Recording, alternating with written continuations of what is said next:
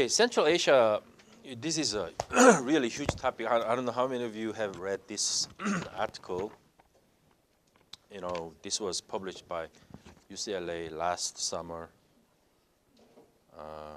right, summer of 2013. This is a good journal. I mean, I got this published just by accident. They like this title, The New Great Game. I was describing, you know, my point here is that, I mean, there are lots of points here made. One is I was trying to highlight major policies of three big, great countries, Russia, China, the US. They have their own Silk Road policies in this region, right? It's about, the main prize is energy, I mean, no doubt, but not only energy, infrastructure is there, right? And political regime, right? Either democracy, American type of democracy, or Russian type of sovereign democracy, as defined by Putin, whatever that is. I don't know what that is. Sovereign democracy, or Chinese style authoritarian, Oriental style political regime. These different regimes compete for, I think, acceptance by local people and by local regime. So it's not about energy, it's about democracy, political system, and also about a lot of other, you know, commercial opportunities, right, at stake. So I describe different policies of Russia, China, the US, and EU is also an important player.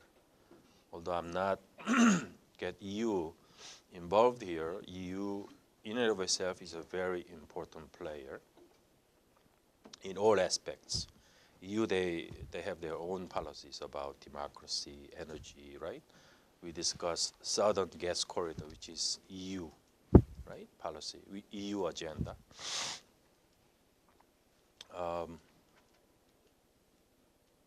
So that's it. So these great players on one hand.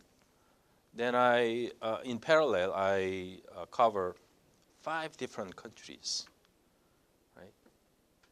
So this article is a very complex, right? I handle 3 big countries. Then on the other hand, I handle 5 different Central Asian countries. Their take, right? Their policy, their perspectives, local perspectives on these great powers, policies, right? So these 5 countries, KKTTU, right? These are 5 Central Asian countries. KKTTU, maybe better to remember if you use these, acronyms. KKTTU, Kazakhstan, Kyrgyzstan. These are 2 key Ks. Kazakhstan, Kyrgyzstan. TTU, Tajikistan, Turkmenistan. These are 2 Ts. And 1 U, Uzbekistan. So first we have to understand the difference, right, between these 5 Central Asian countries. I don't think they all produce energy. Who are producing which energy, we need to know that, right, of these 5 KKTTU. Who is oil, who is natural gas, or if not oil and gas, what, right? So we need to know energy. Then political regime, right?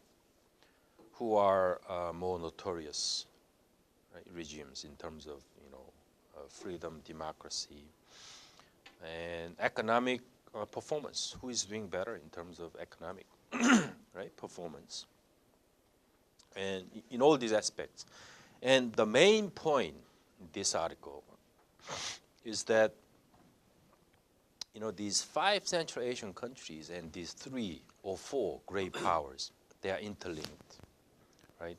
And these 5 Central Asian countries, as you all know, those are weak countries, geographically landlocked, no exits, right? Geographically disadvantages. They are disadvantaged by geography, right? It's a very sad situation. So one way or another, they need to, I think this geography itself, right? Geography itself determines their, I think it determines everything, right? So geography, I think, most important factor in terms of their energy potential, political regime, economic performance, why they continue to be poor. I think most important factor is geography. They are surrounded by neighboring countries. If they want to get to the open sea, right, they need to at least pass not one country, but at least two countries, right? So double landlocked, right? This is the fate, destiny of Central Asia, right? They need to overcome, compared to Korea, right? Compared to Korea. Korea is very easy to go out to the open sea. Sometimes that's a problem, right? Korea is surrounded by seas, right? Open seas, so that Korea is vulnerable to outside threats. But in this case, the opposite. Central Asian countries, they are protected by a lot of borders, but that takes a lot of economic, political opportunities. Right? So geography is very disadvantageous for these countries. And so they are weak, disadvantaged, and regionally, if you look at this region, there is no regional mechanism here. Right? It's very another sad side to Central Asian politics. These smaller, disadvantaged countries, they don't cooperate with each other. Right? That makes these countries more disadvantaged. They don't cooperate. There is no regional mechanism. Right? Regionally weak. Right? No country, no Central Asian country out of these 5 countries, no country is able to stand alone. Right? In many ways. They are small. I think Uzbekistan is the biggest country, 25 million people, population, the biggest one. Right? Kazakhstan, how many? 15 million? 17 million. Kazakhstan, number 2 in terms of population. Is Kazakhstan bigger in terms of territory than Uzbekistan? Right? So Kazakhstan, territory-wise, the biggest, but population, Uzbekistan, the biggest. So these two are rivals. Kazakhstan, Uzbekistan, these two are big hegemons in Central Asia. Right? They are rivals, they're enemies. Right? But other than these two countries, other stands, very small. Economically, they don't stand alone. Right? There is no functioning market in and of itself. Right? And ethnically, very complex. Ethnically, they are mingled each other. Right? That's the policy of Stalin, Soviet Union. Right? They mixed up people. Right? The boundary was always, right, confusing. Right? So every people live with together. Right? So the boundary is very arbitrary. So ethnic identity is very ambiguous. Right? That's what makes these countries again very weak, right? Troublesome in many ways. Ethnic identity, regional weakness, and my point. I don't know how many of you have read this article and got the main point. The main point is, I think that despite the fact that these great powers surrounding Central Asia, they claim to get to the assistance of these countries, right? providing assistance, infrastructure building, economic assistance, right? Energy projects, investment, right? In all aspects, these great powers, seem to provide, aid and assistance. But at the end of the day, I think what makes these Central Asian countries dependent, weak and don't stand alone, is these great power politics of these great powers of China, Russia, the United States. That's the main point. Right? So the more Central Asian countries depend on outside assistance from these great powers, right, the weaker, right, they become. That's the main point.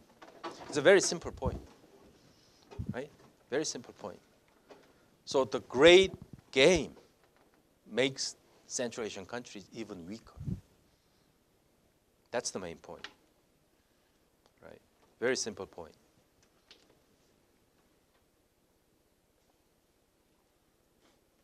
Then Russia, China, the United States, they are all right, masquerading as a helper, right? But in fact, they are making these countries dependent, right, permanently, and weaker permanently, right? Then that's the general theme. But who is any country better than other, right? China, Russia, the United States. Who is the better one, right? You can judge, right? Looking at their policies, right? But the general trend is Russia is being weakened. Former hegemon, right? The immediate hegemon, right? Immediate predecessor. Russia began to rule maybe beginning 1870s. Russia entered the Central Asian region beginning 1870s. Right? Before Russia, maybe, I think I'm not good at history, but before Russia ruled Central Asia, maybe Iran, Turkey, right? Other hegemons, former empires were ruling Central Asia. Then Russia took over. And even before Russia took over, I think China was also influential, very much influential in this region, right? Then Russia took over 1870s. Then Russia ruled about, right, almost more than 100 years, right, up to 1990, right? A little bit more than 100 years. Then Russia's power is weakening. Although looking at Ukrainian crisis, right, Russia is fighting back, right? So it's quite premature to say Russia's days have ended, right? It's too early, right? So my point, I think the general trend is Russia weakening, right? That's important trend to judge. Is Russia weakening? Because there are many symptoms where Russia is strengthening again their grip on Central Asia. If you read this article, the recent moves by Russia to control back Central Asia is like a customs union, right? Customs union involving Russia and several Central Asian countries, right? That's one important Russian move to getting Central Asia back, right? Customs union and Eurasian union. So main Russian policy to control Central Asia, again, Russia relies on regional mechanism, like customs union, Eurasian union, right? Although it's half complete, right? That's the most recent moves by Russia, right? Regional mechanism. That's one characteristic of Russian policy. Second characteristic, Russia uses military campaign, right? Military campaign. The most famous military campaign to rule this region was Georgian invasion, summer of 2008, Georgian invasion. Ukraine, second time, right? So this is common, recurrent pattern of Russian policy. And Russia is threatening several other countries, right? Using similar tactics, like Turkmenistan. Right? Those countries are, those countries that constitute weak links, like Turkmenistan, Azerbaijan. They are all being threatened by similar Russian moves, right? Military campaign. The cover is always, cover is different. I mean, Russia has always its own cover, right? So that's Russian policy. Chinese policy, which is very important. Chinese policy. A lot of research, numerous research and articles and reports being written about China's policy about Central Asia, right? And I think one of the major themes about great game in Central Asia is China is replacing Russia. That's the main, most outstanding theme about Central Asia. China is replacing Russia. But at the moment, China is replacing Russia in the economic sphere only. Economic sphere, yes, maybe right. You can argue that China is replacing Russia. Economic and infrastructure, right? Trading, infrastructure, energy may be included as economic, right? China has already surpassed Russia as #1 trading partner to Kazakhstan, the biggest country, right? And Russia is trying to maintain lined up remaining countries behind Russia, but China already replacing in a couple of regions, couple of countries. And energy is very interesting. Right? Energy is very interesting. Whether or not China is, how is China replacing Russia in terms of energy? But again, there are some signs of China replacing Russia. One is, most important country for China is Turkmenistan.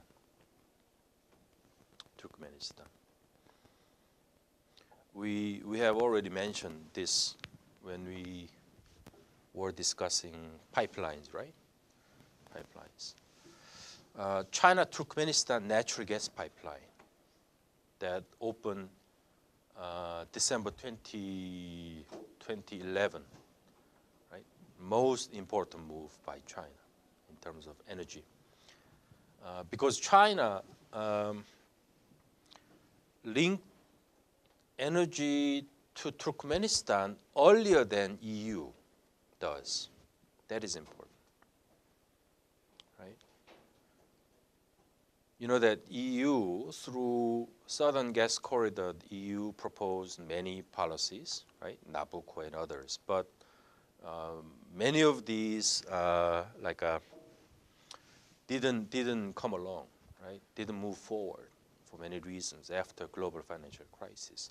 But China-Turkmenistan natural gas negotiation was very speedy. The two presidents met 2006. Right? They began to negotiate first 2006 and completed 2010. Right? Just 3 or 4 years. So EU-Turkmenistan negotiation just being delayed and delayed, but China-Turkmenistan, right, just happened just like that. Right? On the other hand, Russia-Turkmenistan relations, you all know that, right? How Russia is losing Turkmenistan, right? So this is a great sharp contrast between China Turkmenistan on one hand, Russia Turkmenistan, EU Turkmenistan on the other. America is important also, but America, you know, Russia Turkmenistan, problems there, right? Although Russia is putting political pressure. Russia has many different ways of making these regimes destabilized, right? Because Russia has ruled this region for a long time. And elite connection, right? There is elite connection. So if Russia wants, I don't know, Russia can make Turkmenistan government collapse just overnight if Russia wants. So that's what Turkmenistan is very much worried about. Not only Turkmenistan, many other countries, right? But despite that, I think Russia-Turkmenistan relations are, I mean, problems. There are a lot of problems. EU-Turkmenistan, no progress. American-Turkmenistan, we need to see. US-Turkmenistan, I mean, some signs of progress. Okay, but most visible progress, outcome, right, in the China-Turkmenistan. And China, Kazakhstan also, right? China, Kazakhstan.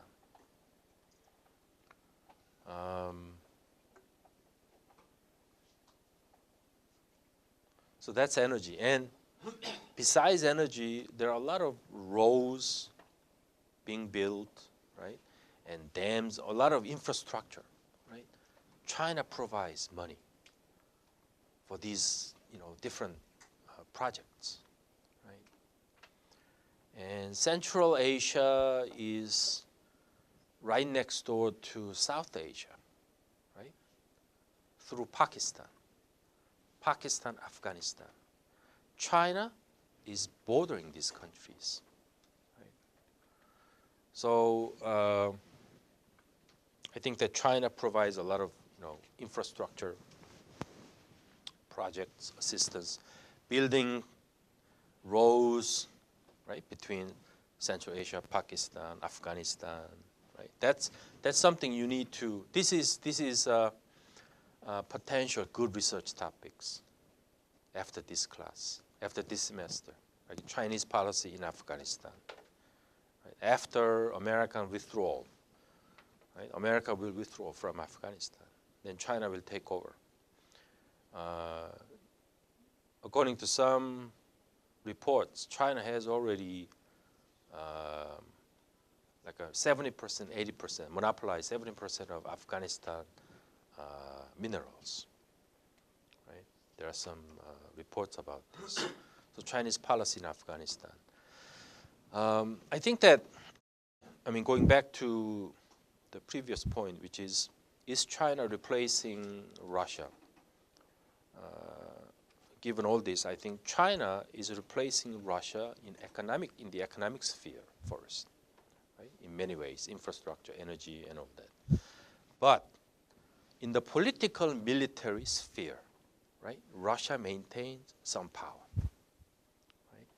So I think the future research must be done on how China will expand on military and political aspects in Central Asia. That's for future research, including China-Afghanistan policy and all that. Right? Military policy is important because China is known as still lacking in military power, and the medium through which China can exercise military political power is SCO, Shanghai Cooperation Organization. So we need to closely watch what's going on, right, inside the SCO, Shanghai Cooperation Organization. Again, Russia is part of that, right? The members of SCO, Russia, China, then Central Asian countries. Those are the members, right? So the key point about SCO is whether or not China can take the leadership role in the SCO setting. Right? We have seen some similar moves in previous years, like when Russia invaded Georgia, 2008, was very interesting. SCO meeting was convened. One of these SCO, they have number of meetings, right, yearly, and one of these SCO meetings after the Russian invasion of Georgia, one of the SCO meetings, China rebelled against Russia. In other words, China ganged up against Russia. I mean, involving other Central Asian countries. They have internal negotiations between China and other Central Asian countries. China was arguing to these Central Asian countries not approving Russian invasion of Georgia. Why would China do that? That affects Chinese internal policy. In other words, China is always sensitive about, right, about these smaller countries, unrecognized countries being independent always, because China has Taiwan, China has Tibet, right? So whenever Russia does, whenever Russia touches these secessionist, right, these issues, China is very sensitive. What's important about this SCO, like a China, Russia, like a role over invasion. In this case, Ukrainian case, a little bit different, but at that time, the Russian-Chinese role over Georgian invasion, the importance is that China has the potential to be militarily and politically, right,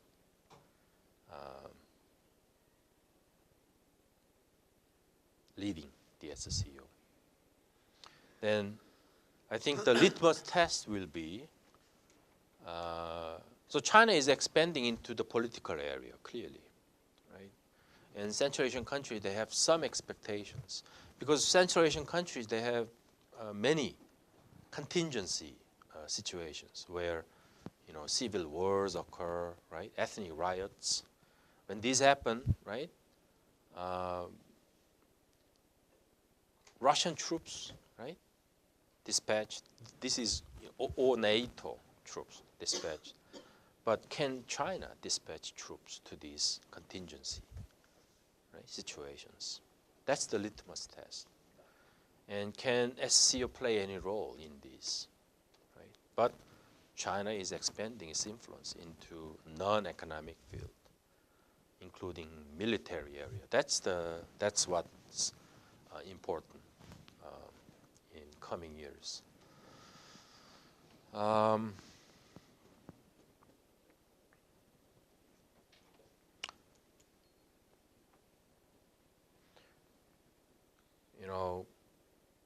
I describe here 5 different Central Asian countries, right? KKTTU, Kazakhstan, Kyrgyzstan, Turkmenistan, Tajikistan, Uzbekistan. Although Kazakhstan is not here, right? I discuss only 4 countries.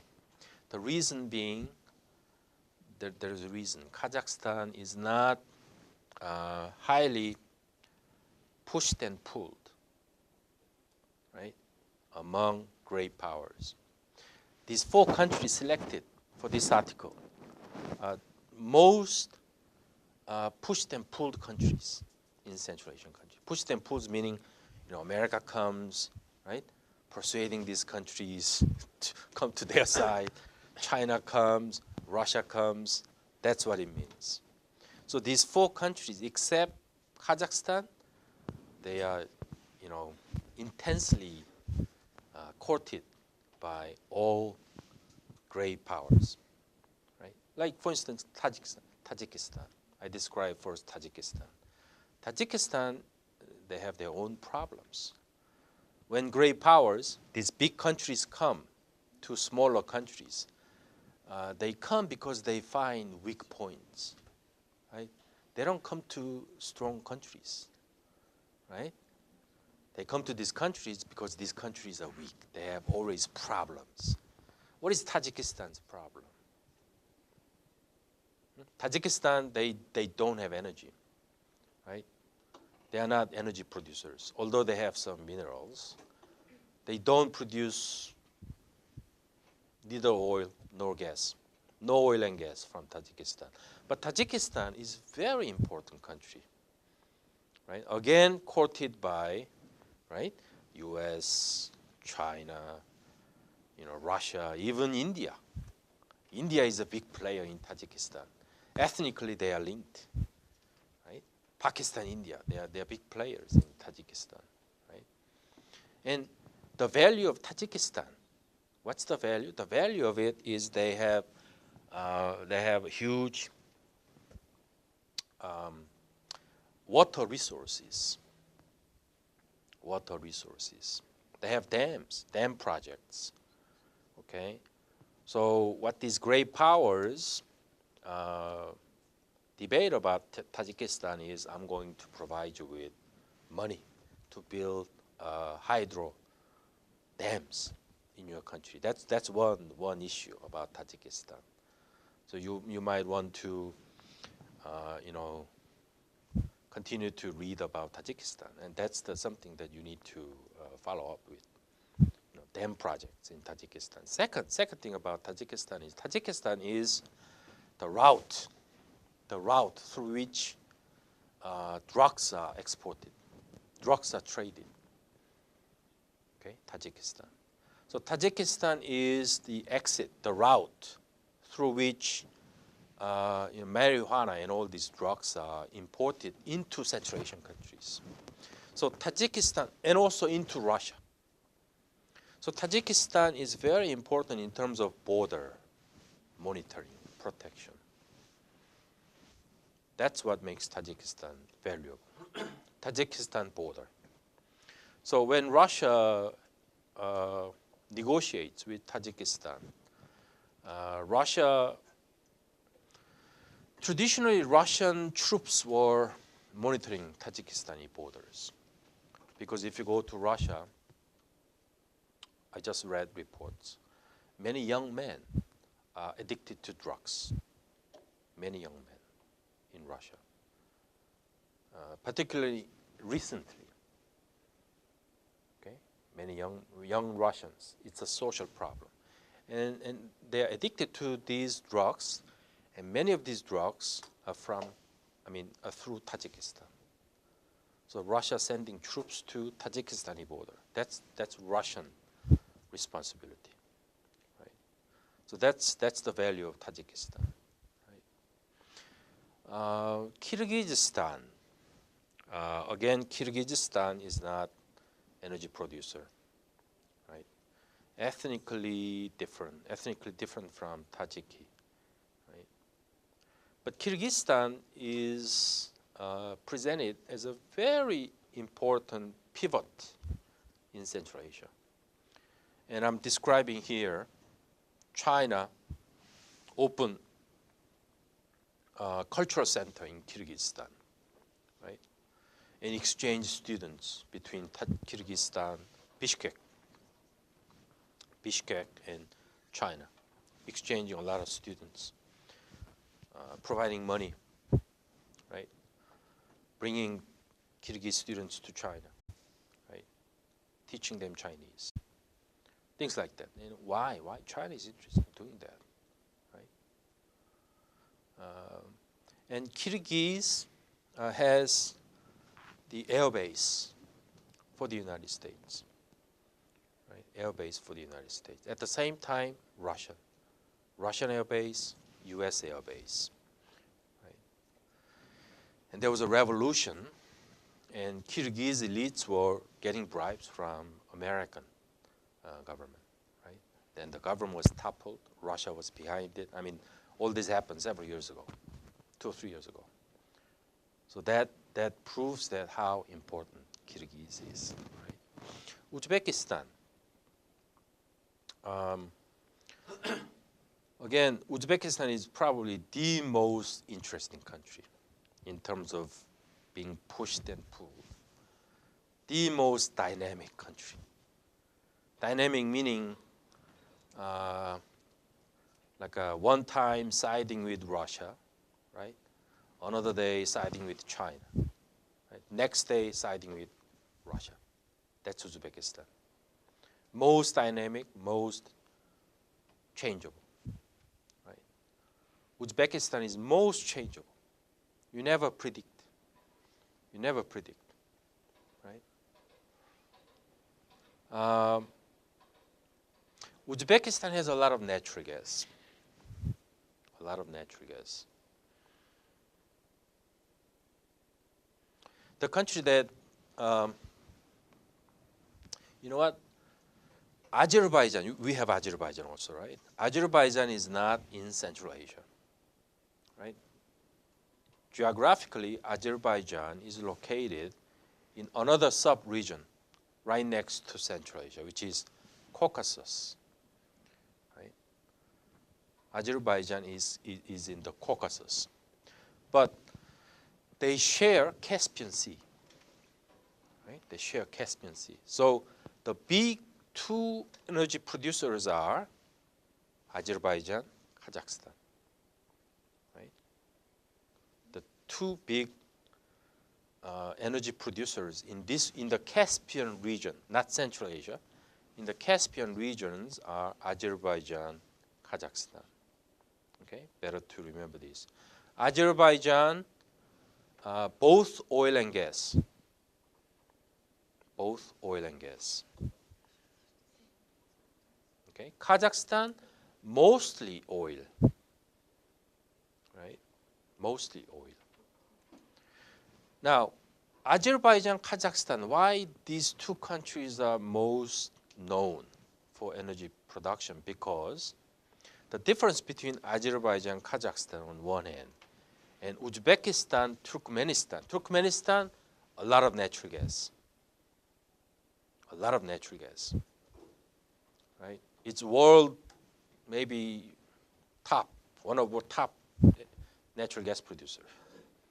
Natural gas holder, not producer. Now, Azerbaijan, Kazakhstan on one hand, right? Uzbekistan, Turkmenistan on the other. Very different, two groups. How are they different? Azerbaijan, Kazakhstan, they opened up in early days of independence. Right? Opened up to foreign investment. Azerbaijan, BP is the major investor. Right? Before opened up, they were a very poor country. Right after separated from the Soviet system, right? Their energy industry was demolished. There was nothing, right? But 1994, right? They came to an agreement with BP and other Western investors. Opened up in a great manner. They opened up almost everything, Azerbaijan. Right? Most open country in terms of energy investment. So 1994, Azerbaijani negotiation with Western majors, Western oil corporations, is known as sale of the century. 1994 contract is known as the sale of the century, right, from Western perspectives. That was 1994. Azerbaijan oil at that time. 1994 agreement with Western oil corporations was known as the sale of the century. And the pipeline, oil pipeline was built, right, which is BTC pipeline. BTC pipeline was opened 2006. Construction began 1999. Right? Construction began 1999, opened 2006. Then oil is being exported since 2006. BTC pipeline begins with Baku,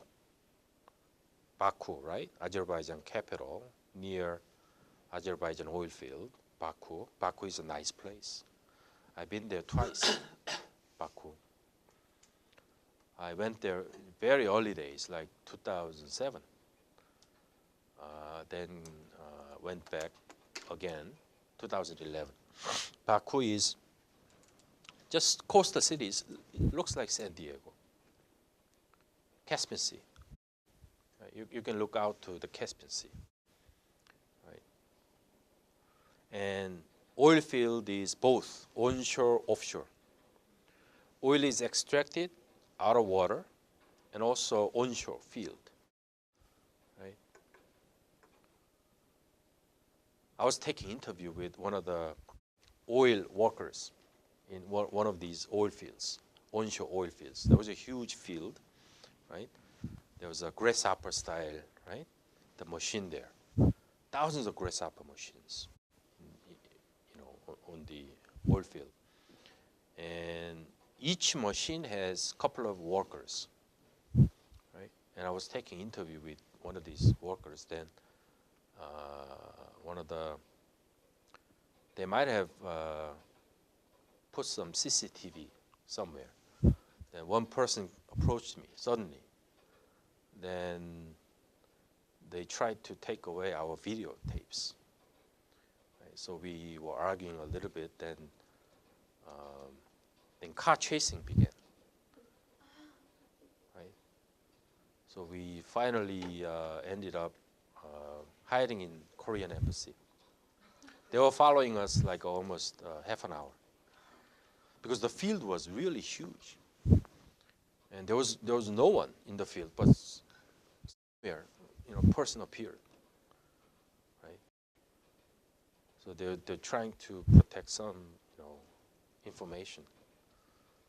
So that was in 2007. So Azerbaijan, very open oil development at that time. And pipeline was built linking Azerbaijan to Western market, right? But the pipeline was linking Baku, Georgia, right?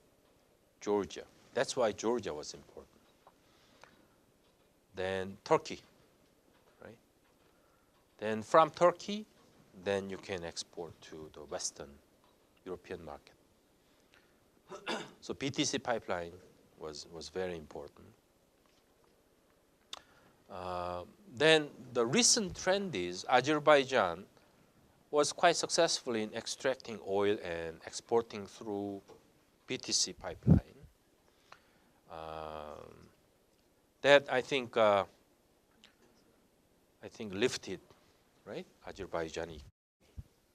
Although again, resource curse. Thanks to exports and earnings of incomes, export incomes, I think in general, Azerbaijani was able to earn a lot of dollars, right?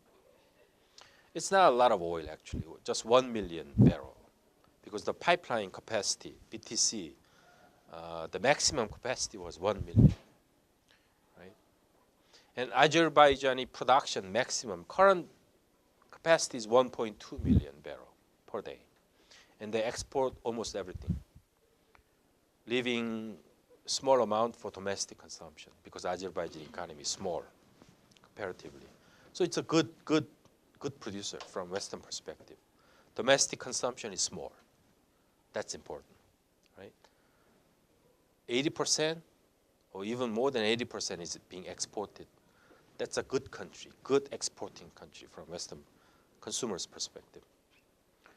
So thanks to that, Azerbaijan became richer, right, due to windfall, so-called windfall profits, but resource curse. Right? These windfall profits, unless managed smartly, right, don't translate into real sustainable economic growth.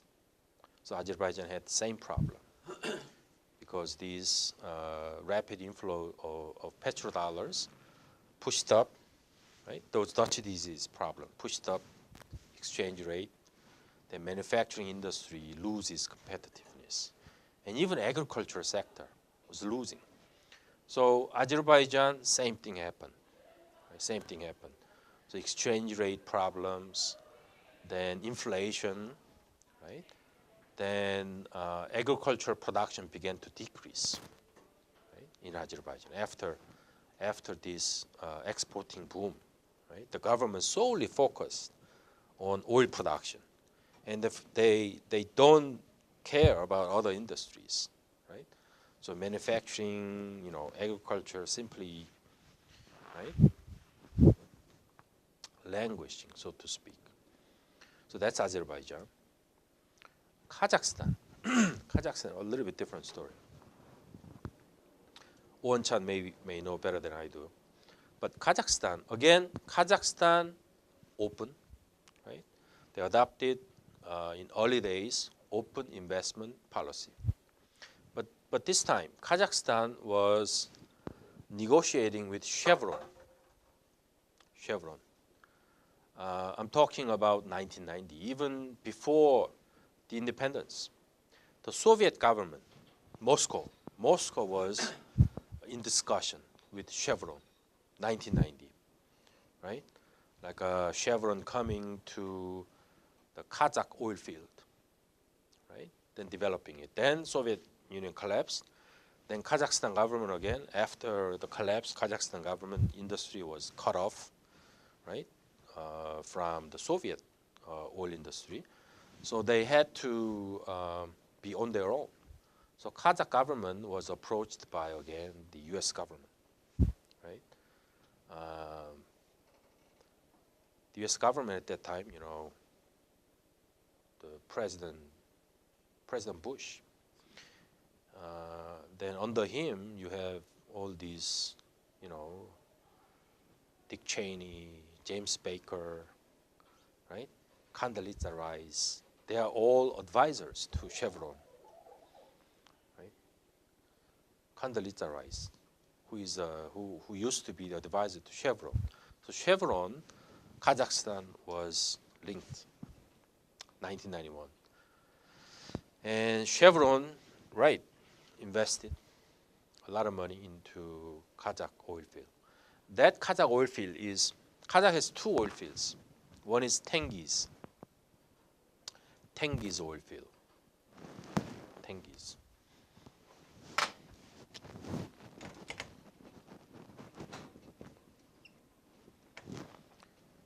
This is the first oil field Kazakhstan opened up. Tengiz, famous, big one. 6 billion barrel, right? Saudi is known to have 700 billion barrels of oil. Saudi, 700 billion. And this one known to have 6 to 7 billion. Right? So you can guess how big. 6 to 7 billion.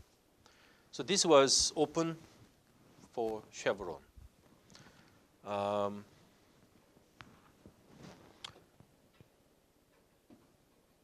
Later, if you want to write a paper, it'll be interesting to compare Azerbaijani policy and Kazakhstan's policy.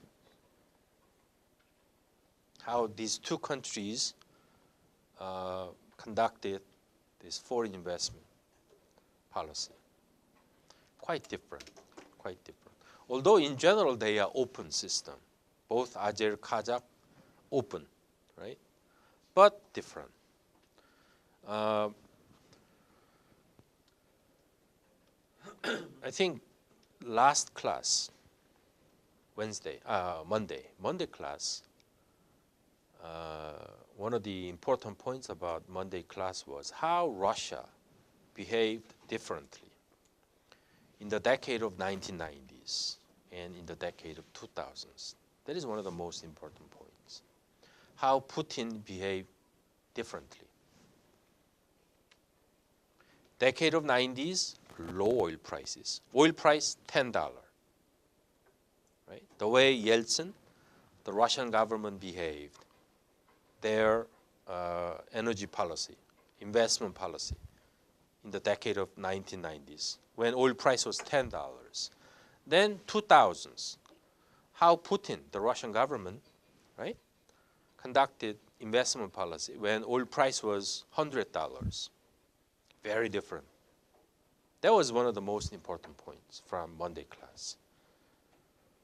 Right? I argued oil company organization has become different. Right? And 2000s,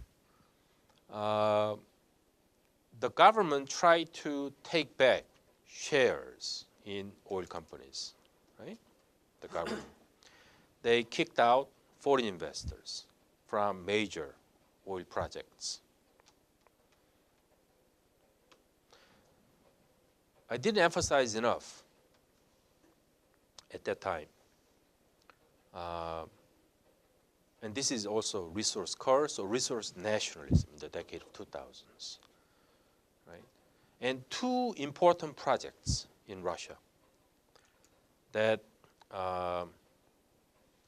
the Russian state, Putin, began to expand state shares in the decade of 2000. There are two important projects.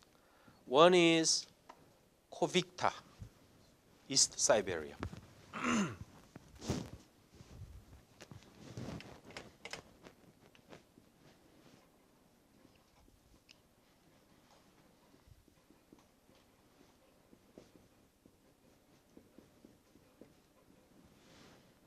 And Sakhalin 2.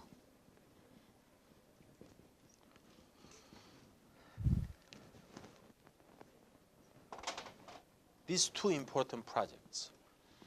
Russia opened up these two important oil and natural gas projects.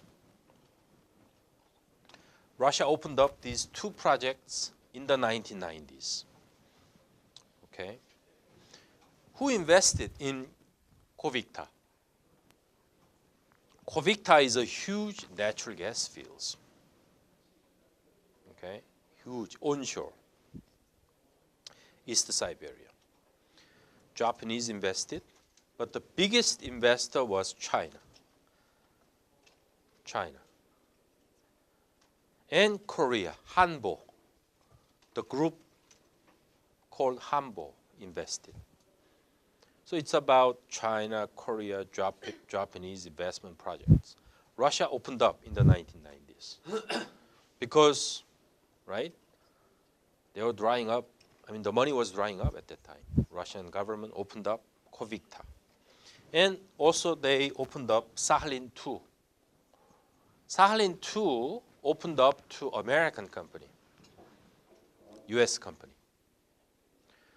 Sakhalin 2 is important because Sakhalin 2, if you develop it well, Russia can have a good standing in LNG business. Now, what's important is how these two projects began to change after Putin became president. Putin began to change his face after he became president. Like I said, there are two stages. 1999, oil prices began to rise. Okay, 2004. 1999, 2004 is taxing stage. Oil price was going up, but slowly. So 1994, 2004, Putin was still nice guy. Okay? He was becoming confident, but he was not that arrogant at that time. Okay? He was becoming confident, but not arrogant, right? Yet. So he doesn't like foreign investment companies, but he was just holding, right? Then beginning 2004, when oil prices began to really spike up, he really began to change. This is really resource curse. The theory, correlation between prices and politics, economics, right, and even psychology, this is really proven after 2004. So Putin really follows prices. Then after 2004, he begins to be really arrogant. Look at his policy. Here and there, everywhere, including this. Kovicta, kicked out. TNK BP, observed by Russian Gazprom. Sakhalin-2, American share is confiscated by Russian company. They have always covered environmental cover. They violate some environmental regulations in Russia. Right? So they renegotiate deals. Right? And look at Russian policy in Central Asia, right, at that time. So I firmly believe this oil price correlation theory. Right? And what you have to do today, and this is the big message from this class, this semester, what you have to do, because I taught you this, right? This general theories like 1990s low $10 price, 2000s $100 price. Today, which is second decade of 2000s, in the age of shale gas, right? Natural gas prices decrease, maybe oil price decrease. We are entering another stage, right? So you compare these three different periods. Period 1, period 2, high oil price, period 3, shale gas stage. Then how Russia changes, how Central Asian countries change, right? And different pipeline projects change. Everything will change, right? Putin government might collapse. Nobody knows. And democracy might be introduced into some of these Central Asian countries. Long-time dictator in Kazakhstan might fall. Same goes for Uzbekistan. So these are the things that we need to closely watch in the shale gas stage. That's what you have to study from now on. Because these are all dead information. These are dead information. New information, because you know, right? These frameworks, you need to apply these frameworks to new information, which is shale gas information, right? Who will be the next leader in Russia? Next leader will behave differently in shale gas stage. That's exactly what you should do. Right? So, Azerbaijan, Kazakhstan, this is what Putin did. Again, Azerbaijan, Kazakhstan, they changed their policy in the decade of 2000s. High oil prices. The difference between Azerbaijan and Kazakhstan is Azerbaijan was not that nationalistic. This is the point made by many scholars. This is what attracted many analysts' attention. Azerbaijan, even in high oil prices, 2000s, Azerbaijan was relatively following the rules, right? Didn't reverse contracts, right? Whereas Kazakhstan exactly followed this, our resource curse theory, like Kazakhstan reversed contracts as Putin did, right? Strengthening government shares, right? Change the rules, right? So that's resource nationalism. So resource nationalism was going high in Kazakhstan, although Azerbaijan was mildly changing. The reason is, I think we need to look at the difference in some of the political backgrounds. You see, Azerbaijan is linked to Turkey, right? Linked to Turkey and Europe. And Azerbaijan, Turkey, they are brother countries. They speak same language. speak the same language. So it's different from Kazakhstan. Kazakhstan, the location, if you look at the location of Kazakhstan, Kazakhstan is much more, I think, a sandwich between Russia and sort of a, not Western, but still in the grip of Russia. Okay, it's close to Russia, and a lot of Russian ethnic, people living in the northern Kazakhstan, right? And I think the real difference, in my opinion, the real difference, Russia in general was very much protective, right? Protective about, particularly in the high oil prices, protective about their assets, energy assets, right? Although in bad times they open up, right? They are very much protective about their energy assets when times are good. Times are good meaning oil prices are high, right? Very much protective. But what Russia cares most about energy is not upstream production. Upstream production, meaning the location of production. Upstream is extraction stage, that's upstream. Russia does not care very much about upstream. Okay? What Russia cares most is pipeline.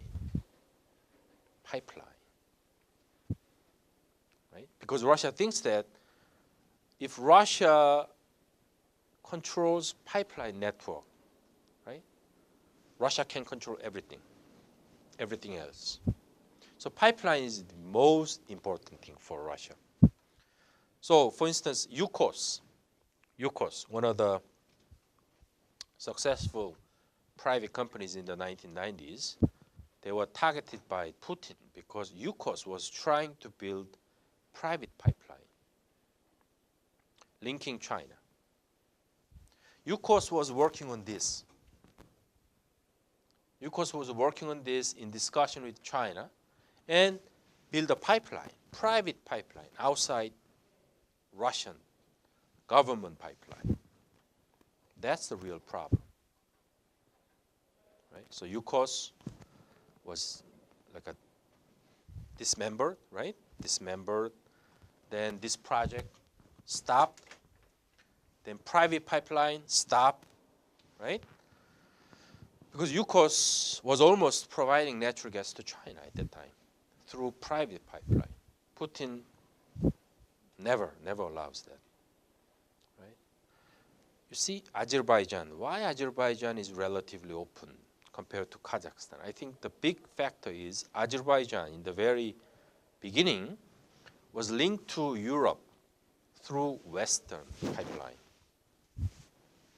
Okay, so once the pipeline is linked, Azerbaijan, there is no reverting back to, right?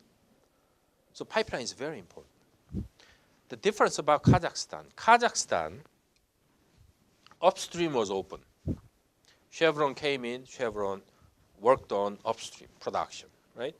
But Kazakhstan was still using Russian pipeline.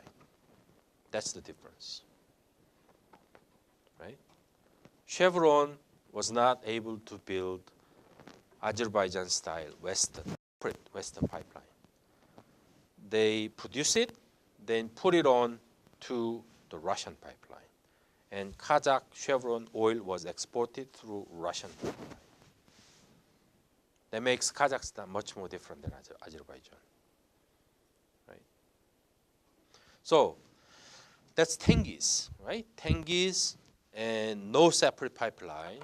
Then the more recent trend is Kazakhstan is now in discussion with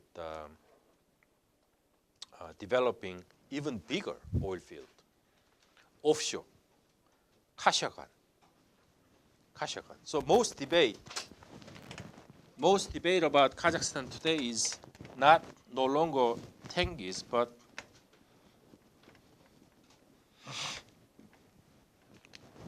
offshore. This is onshore. This is offshore. Kashagan offshore, much bigger than Tengiz. So most debate about Kazakhstan is about Kashagan, how to develop, who benefits more, things like that. Okay. I think I'm quite sad that I, cannot cover more about Central Asia because I know a lot about Central Asia.